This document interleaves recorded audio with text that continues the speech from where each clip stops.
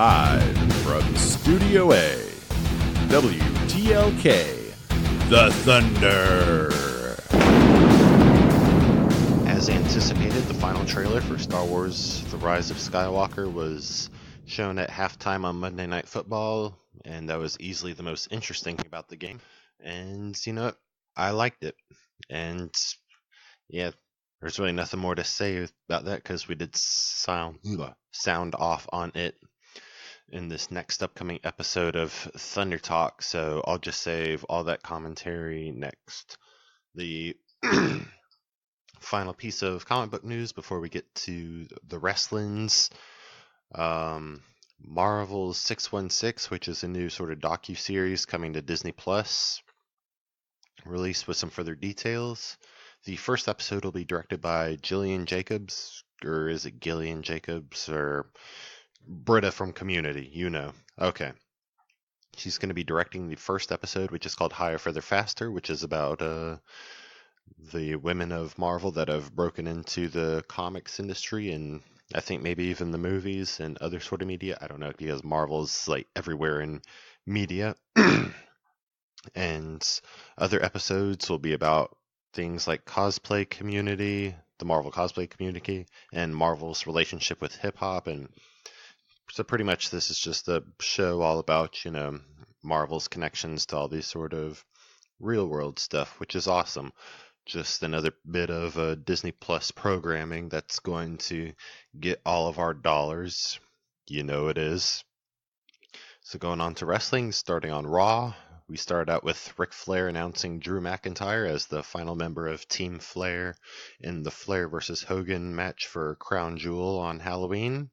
And then after that, McIntyre defeated Ricochet, who is a member of Team Hogan. Rusev was on the King's Court, which is Jerry Lawler's sort of interview segment, and was asking him about his marriage and all that. And God, I really hate this storyline and angle. That's why I barely covered it, but I figure, yeah, why not? And then Lana and Bobby Lashley taunted Rusev from Lana's favorite restaurant that apparently Rusev always refused to take her to. Then after that, we got Andrade defeating Sin Cara, who hasn't really been seen since the largest battle royal and Super Showdown back in June. He's been doing a lot of live events, though, over the past few months, including in his home state of El Paso, where apparently he's done lots of great things for that community, especially after the shooting, that tragedy that happened a few months ago. But now he's back on TV and helping Andrade get the win, and hopefully now that brand exclusive rosters are a thing again, maybe getting Andrade his extra little push that he needs instead of start, stop, start, stop, start, stop. Then the Viking Raiders pretty much completely squashed Zack Ryder and Kurt Hawkins. And then afterwards, Rusev defeated, or not defeated, because this would imply an actual match. No, he just attacked Bobby Lashley in said restaurant they were at after the restaurant manager went to Bobby and Lana and were just like, hey, so we've gotten word that Rusev might be on his way here because apparently somebody in our restaurant is watching Monday Night Raw, or maybe everybody's watching Raw. And so we gotta ask you to leave. We'll pay you for dinner. We don't want any trouble. And then they're like, Rusev's too much of a wuss to come here, blah, blah, blah. And then what happened? Rusev actually came over there and started fucking shit up. And Lana was like, arrest him. So yeah, I am definitely looking forward to that little bit of Crown Jewel storyline. Then Rey Mysterio came out to talk about Cain Velasquez and Brock Lesnar, and he went back and forth with Paul Heyman, who is on the Videotron, and then afterwards Shelton Benjamin, who used to room with Brock Lesnar and sort of helped train him and all that back in the University of Minnesota. He came out and started pushing Ray around. I was like, hey, why does your dude get a title opportunity just because your son got beat up? So if I start pushing you around, am I going to get an Intercontinental match, or am I going to get a United States Championship match? What's going on? And then Cain Velasquez and showed him exactly what would happen if Shelton started pushing Ray around. Then Seth Rollins took on Humberto Carrillo, and Humberto's first Raw match because Rollins kind of got a little stick up his butt because Humberto was just like, dude, you burned the whole Firefly Funhouse down. Okay, that's a little weird, arsonist. Rollins was just like, being champion is like, maybe not doing what's popular, but doing what's right. It's just like, hold on, dude. You're a champion, not a elected presidential leader here. But I don't know. Maybe he's got the right idea, and I don't know shit. I don't know. So anyway, yeah, Rollins and Humberto Carrillo had a match. Rollins won, but Humberto looked really good. Reminded me a lot of his debut on 205 Live, where Humberto took Buddy Murphy, who was cruiserweight champion at the time, to his limit, and ended up still looking really good, and ended up being really over after that. And from then on, ended up having a really awesome tenure at 205 Live, even though he never actually became cruiserweight champion. Some people just don't need it as much as others.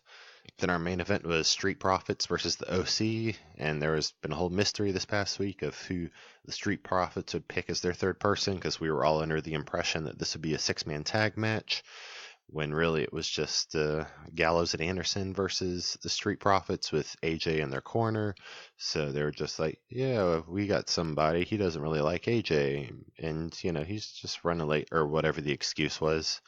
So Street Profits were taking on Gallows and Anderson. AJ was trying to be his little sneaky self, and the referee had to yell at him a couple times. And then when the referee was yelling at him, when he got a little more egregious with it, the Street Profits third person came out, Kevin Owens. He came in, stunned AJ. Montez Ford hit him with a frog splash and got the pin. Another pretty good episode of Raw. Moving on to Wednesday, with AEW, the Lucha Brothers defeated Private Party and SCU defeated Dark Order. Both are now going to be in next week's Tag Team Championship Finals, which of course, I guess I should have realized it sooner after Lucha Brothers attacked their one member that had to be replaced. So yeah, grudge match for the tag team titles, baby. And then while the SCU Dark Order match was going on, the Inner Circle, or really the Inner Circle minus Jake Hager, came up and went to an executive box that they did buy tickets for to watch, and they were just kind of being trolls. In the next match, Kenny Omega defeated Joey Janela, which is a round two between the two, because AEW does this thing on their YouTube channel called AEW Dark, where they actually film their dark matches, which is matches that happen after televised events and tapings in wrestling. This goes for WWE as well. And yeah, they actually film their dark matches and put it on YouTube, which is a fucking incredible idea. So yeah, Kenny Omega defeated Joey Janela in that dark match, and he defeated him again on this here television taping. And then afterwards, Cody cut a promo talking about Full Gear and his AEW World Championship match against Jericho. And the Inner Circle was just up there blowing air horns and just trolling him. And Cody was like, this isn't like the other place we came from. There's not invisible walls. You can come down here and we can fight. And then Jericho was like, it's 4 against 1. What are you, dumb? And then, of course, right afterwards, Cody's brother Dustin Rhodes came out. He's like, that's still 4 on 2. And then Cody's friend MJF came out, and Jericho hit us with the inside joke of a scarf. Who wears a scarf? And then freaking Diamond Dallas Page came in and joined Cody, and they all marched up to the box, and the Inner Circle hid in a little closet or whatever that had a glass door. So Cody took MJF's scarf and punched the glass, and then they started pulling the Inner Circle out, and they brawled all the way over to the arena lobby until arena security had to separate them. It was pretty dope. I kind of wish it was at the very end of the episode, but I'm glad it happened. And then as a consolation match, the Young Bucks defeated the Best Friends, and then the Young Bucks accepted the challenge for Full Gear to face Santana and Ortiz, who are part of the Inner Circle. Then afterwards, Britt Baker defeated Jamie Hayter, which was a nice little homecoming for Britt Baker because she is from Pittsburgh. Or, of course, as the saying goes, Britsburg. And she is an actual dentist. And apparently in a relationship with Undisputed Era's Adam Cole. So there's another WWE AEW couple right there. In their main event, Jon Moxley versus Pac. It ended in a draw because, unlike WWE, these things are actually legitimately timed. And yeah, Moxley was just a hair's bit away from pinning Pac, but then the time ran out. The audience was pissed. Moxley was pissed. Moxley hit the ref with a paradigm shift, which, if I remember correctly, is basically just the renamed Dirty Deeds, maybe? Or maybe it's a new finishing move and I'm just blind. I don't know. So anyway, NXT started out with Rhea Ripley defeating Bianca Belair, and while that match was going on, Io Shirai had secretly 619 Ripley behind the ref's back, but Ripley recovered and Belair couldn't capitalize, and then Candice LeRae came out and attacked Io Shirai, and damn, this NXT women's division is fire. Matt Riddle defeated Cameron Grimes while Tyler Bate was ringside watching. Tyler Bate, a former NXT or UK, was Mustache Mountain ever tag team champions? Can't remember. I do know Tyler Bate was the very first WWE United Kingdom champion. But either way, Tyler Bate's a big deal overseas, and maybe they're going to bring him in for a little special appearance or sample, whatever. And then, yeah, he was ringside. Matt Riddle gave him a fist bump after the win, and then Grimes just kind of scuffled with Bate a little bit. And if I remember correctly, I do remember seeing Cameron Grimes versus Tyler Bate set for next week, which will be pretty cool. Then Breezango had a tag match with Forgotten Sons, a 6-man tag match, and their special guest was Isaiah Swerve Scott, one of the hotter newcomers here in NXT. And of course, Swerve got the pin, and Breezango sorting right in the ship because they had to eat a few losses recently, and Swerve just got a little bit of a star boost. Next up, Angel Garza defeated Jack Gallagher to become the #1 contender for the Cruiserweight Championship. So he'll be facing Leo Rush either in the next week or so. Team Kick, which consists of Tegan Nox and Dakota Kai, defeated Marina Shafir and Jessamine Duke to become the #1 contender for the Women's Tag Team Championship. So next week they'll face the Kabuki Warriors for said titles, which is amazing because they're finally fulfilling the promise that Sasha and Bayley made back in fucking February, or maybe March at the absolute latest, that the women's tag team titles will be defended across any brand. Finally. I wish it was Alexa and Nikki that would have done it, but you know what? Kabuki Warriors is just fine anyway. Next up was the NXT North American Championship match, and Roderick Strong, who had no business being in there with titans such as Keith Lee and Dominic Dijakovic, still ended up using his smarts, his brains over his brawn to end up defeating both of them, and it was actually pretty fair. It's kind of like how you defeat someone in a wrestling video game when the difficulty is a little over your head. Not that I would know from personal experience, but he didn't have to rely on any of his Undisputed brothers or any super dirty tricks. Then afterwards, after he retained the North American Championship, the Undisputed Era came out to celebrate, and then Tommaso Ciampa's music hit, and he came out with his camouflage crutch that he was going to beat people with. Johnny Gargano came out to back him up, so we had DIY together for the first time since the Dusty Rhodes Classic. And then Finn Balor joined them, and it was about to be a 4-on-3 brawl until Finn Balor Pele kicked Johnny Gargano in the face for that badass heel turn, and then he drop kicked Gargano into the barrier, and then he did his Bullet Club fingers at the big old Tron thing that shows the entrance. So yeah, I mean, Finn Balor's been dropping those video promos saying that his past was going to be his future, or his future was going to be his past, one of the two. And we thought it was going to be because, you know, he was such a big deal at NXT, and he's going to be a big deal at NXT again. No, he was actually referring to the badass Prince Devitt who fucking founded the Bullet Club. So yeah, then fucking NXT. And then Friday night for SmackDown, Team Hogan versus Team Flair started off on Miz TV, at least the SmackDown representatives, and then they got into a bit of a weird promo match and a bit of a scuffle. So it was decided there was going to be a six-man tag team match between Roman, Ali, and Shorty G, Chad Gable, if you're not following along against Baron Corbin, Shinsuke Nakamura, and Sami Zayn chose Cesaro to replace him because Sami Zayn, quote-unquote, tweaked his neck on the plane ride over. Next up, Dolph Ziggler and Robert Roode defeated Kofi and Big E while they had, and before that they were walking along with a tablet sort of FaceTiming Xavier Woods, who's recovering from a horrific Achilles injury that he got at a live event in Sydney, Australia. And then the Revival went to go beat up the New Day after the match, and then they were helped by Heavy Machinery, and then it was announced that Revival versus New Day for SmackDown Tag Team Championship will be held next week, the day after Crown Jewel. Next up we had the Firefly Funhouse returned, rebuilt and better than ever, and to start out with the Funhouse holding a funeral for Ramblin Rabbit, who did not make it out of the evil murderer Seth Rollins' arson from like a couple weeks ago.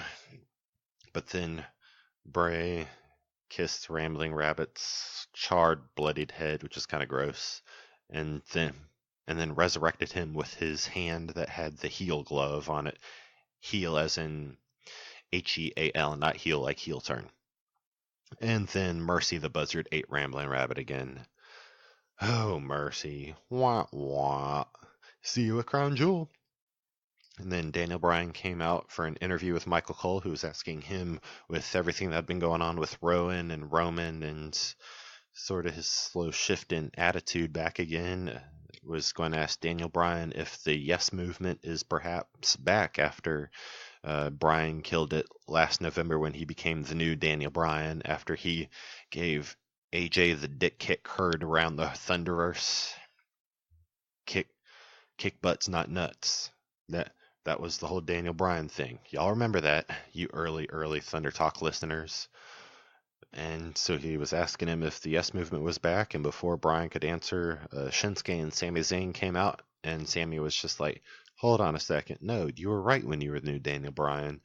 And then he played them a clip from the last November when he was like, the old Daniel Bryan is dead, I'm the new Daniel Bryan, the Yes Movement is dead, and when he had that weird looking WWE title made out of hemp, so environmentally sound. And so Sami held out his hands and was just like, hey, you can join us and continue bringing the new Daniel Bryan, and we'll support you and be your friends and close colleagues and all that.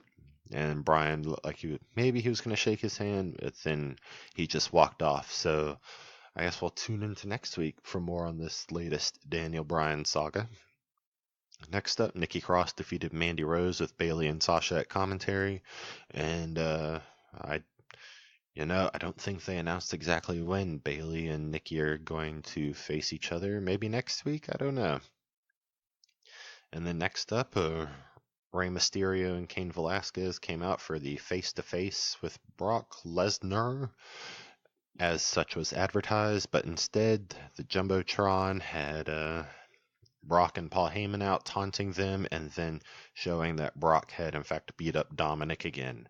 I think Rey should probably have like Dominic on a leash at this point. So Rey and Kane, horrified, went to go find Dominic to take care of him, and then when they were in the medical center field, helping Dominic get attended to, Brock attacked Kane and Rey with a metal trash can, and then F5'd Kane and was dishing out F5s and trash cans and beatings and the sort of brutality everybody can expect from Brock Lesnar. In our main event, Roman, Ali, and Shorty G defeated Shinsuke Nakamura, Cesaro, and King Corbin.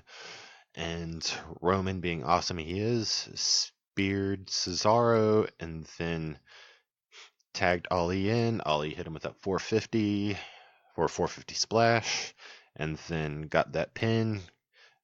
So Roman's a good guy. Ali got that pin because Ali's been having a rough time of it recently, or really since his injury led to Kofi Mania, if we're being real. So, yeah. And then next up, or right after that, was WWE Backstage, another preview show because it doesn't officially launch until November 5th. And they had a little post-event, post-match interview with Roman in the locker room, just like they do with, unscripted sports people. And then King Corbin attacked him in the locker room right when that interview was like halfway over. So the main event for next week's SmackDown was announced that it'll be Roman versus King Corbin. So I guess after Crown Jewel, they will be they'll be feuding in singles competition. Also announced for Raw was Seth Rollins versus Eric Rowan, which is really interesting here because Rowan famously used to be a member of the Wyatt family, so it'll be interesting to see if the Fiend is going to go after Seth some more, even though, I don't know, maybe. No, wait. Yeah, because this is the go-home show to Crown Jewel, and it's just super confusing because it's on a Thursday instead of a Sunday like pay-per-views famously are, or a Friday like the Crown Jewel in Saudi Arabia events usually are. But now it's on a Thursday on Halloween. What the fuck? But anyway, yeah. So it'll be interesting to see if the Fiend goes after Rollins, goes after Rowan, goes after them both, because the Fiend is that powerful. Also, it'll be for Raw next week will be, or I guess tonight, because if you're listening to this on post day, see, I'm recording this on Saturday, trying to get everything done between cleaning up for my stepbrother's birthday party and also the Moser Halloween party, both today. And then the rest of my weekend is crazy, and that's why I'm trying to get this WTLK all recorded and cleaned up so I can just launch it on Monday and be done with it. So, anyway, so yeah, the Raw that you'll be watching tonight, if you're listening to this on post day, will have this. And also, Becky will be facing Kairi Sane, I guess probably for a little payback for Asuka spitting that green shit into, I think, spit into Becky's face a couple weeks ago. So yeah, we're already getting set up for next week, and it's good that they announced this because, I noticed it. I'm sure a lot more people did too. There were absolutely 0 women's matches this past Monday on Raw. What the fuck? Kind of understandable because Crown Jewel women can't compete because Saudi Arabia, blah, blah, blah. But still, I don't know. Maybe you should have an all-women's pay-per-view around the same time as this. Oh, wait, you did that last year with Evolution and Crown Jewel. I don't know where Evolution is right now. Or where the Mae Young Classic is. After having it like the last, 2 years, 3 years? Good God, even WWE 2K20, which came out this past Tuesday to iffy reviews. I'm still having fun with it, but yeah, I do get the pain in the ass glitches and shit that looks horrible. But I'm enjoying myself. Easy, I feel like 7 would still kind of be too generous, even though I want to give it a 7. Yeah, even in that My Player story mode that they have, there's still a Mae Young Classic and Evolution in 2019. And no, it's clarified as being 2019 and not 2018. So yeah, whatevs. We'll just go through this, get through Halloween, get through Crown Jewel, and then onwards to Survivor Series. And also the first takeover since NXT came to USA, which takeovers will still be on the WWE Network, but since NXT is seemingly ramping things up since they've gone to USA into 2 hours, there you go. So anyway, and History Comic Books released its final part for the History of Image Comics this past week, so listen to that. And Wheatley did correct me on something that I kind of figured was the thing after I already said it last week, because when I was giving him the birthday shout out, I was just like, wait, you run a 5K after going to Top Golf and probably eating food and probably have some adult beverages. What the fuck? He said, no, he did it that morning, which I figured after I already posted WTLK was the case. It's just that he posted something on Facebook about it after the fact, so my brain automatically sort of put two and two together and all that. And so, speaking of birthdays and all that and anniversaries, just want to wish a happy 10th anniversary to James and Jessica Moser. And also a congratulations to my cousin Alex, who got married on Friday on said 10th anniversary. And we've now reached the end of the episode, so now I need to get ready to start finishing up getting ready for this birthday dinner and then run over to the Moser Halloween party to do this emceeing and hopefully not choke, and then try to get drunk but not too drunk and not too late because I got to work at 12 the next day, and then go with some friends to Sad World, to which I'd just like to formally apologize to my fellow horsemen. I tried to get these people to go to Netherworld, but you know what? Some people just don't want to be helped, so I'll try to guide them through that shit and hopefully not twist my ankle in the process. So with that said, this has been WTLK The Thunder. Drink, fight, and fucking pray for me.